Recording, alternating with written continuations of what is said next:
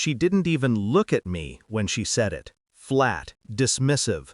I don't owe you a pleasure in bed. It's not my responsibility.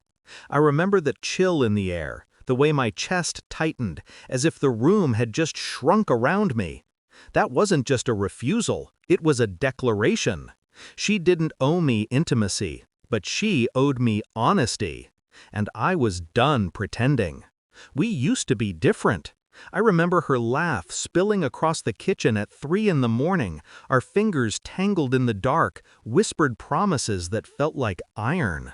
We built a life where I thought love was currency, but apparently respect and loyalty were optional on her end.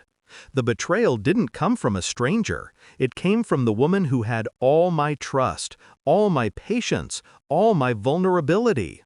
I started noticing the small things first. A phone that never left her hand, late nights at the office, sudden bursts of irritation when I asked a simple question. I chalked it up to stress. Until the receipts started showing up. Expenses that didn't match anything I knew, suspicious deposits, strange withdrawals. My stomach sank the day I saw it, a transfer, large and deliberate, to a man I didn't know. I didn't confront her immediately. That would have been too obvious, too weak. Instead, I watched. I cataloged. I learned her patterns, her weaknesses. Every lie she told me was another brick in my foundation. I made notes. I memorized passwords. I waited. Every casual touch, every laugh, every "I love you" was a lie she would pay for.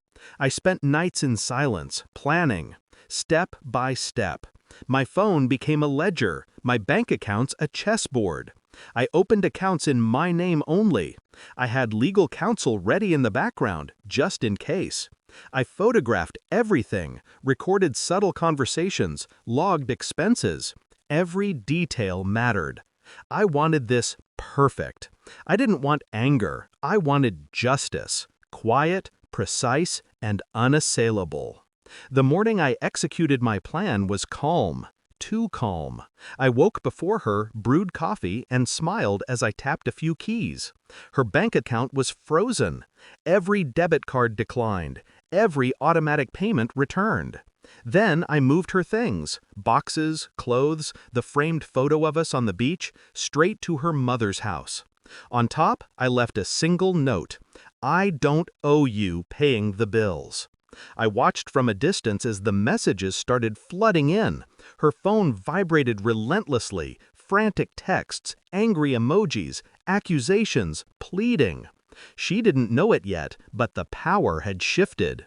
The woman who had held every piece of my life in her hands suddenly had nothing. I could see her reflection in the blackened windows of my car, eyes wild, searching, realizing. She came to the door screaming, demanding explanations. I let her. I let her rage fill the air. But I didn't say a word. Silence was sharper than any knife. She accused, she pleaded, she tried manipulation. I only offered one line. I don't owe you a damn thing. She faltered. That was the moment I saw it, the fear, the recognition that she had lost. Friends and family started hearing about it. Word spread about how meticulously I dismantled her control. Every detail of her panic leaked out, but only through her own frantic confessions. She tried to salvage dignity, but the threads had been cut long before she realized it. And it wasn't just about money or property. It was about truth. She had shown me what she truly valued, and I responded accordingly. The days after were quiet, almost eerily so. I didn't gloat, I didn't need to.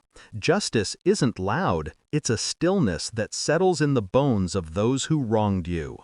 I walked through our apartment, now mine again, and breathed in the calm. Every corner, every empty shelf, every note in her handwriting, all reminders that I had won, silently and cleanly. Sometimes I replay the moments in my head, the exact sequence, the way she realized she'd underestimated me. I see her trembling, the panic in her voice, the sudden comprehension that I was never weak. that I had been waiting, quietly, with a patience that bordered on cruelty. And I smile, not because I'm heartless, but because I finally understand my own strength. Betrayal had been her weapon, but I turned it into mine. She taught me patience, observation, the deadly precision of calm fury. In the end, she lost everything she thought was hers by right. I lost nothing. Not pride, not peace, not respect for myself. I don't regret it. I only remember it. I remember every sneer, every lie, every careless dismissal of my needs. And I remember the payoff, watching someone who thought they controlled the game realize they were already in checkmate. Some nights I sit alone and imagine her recounting the story to friends, how the man she underestimated quietly, methodically, dismantled the life she had tried to exploit. And somewhere in her chest, I know, is the understanding that I wasn't vengeful. I was inevitable. Justice doesn't scream. It whispers. It waits. And when it strikes,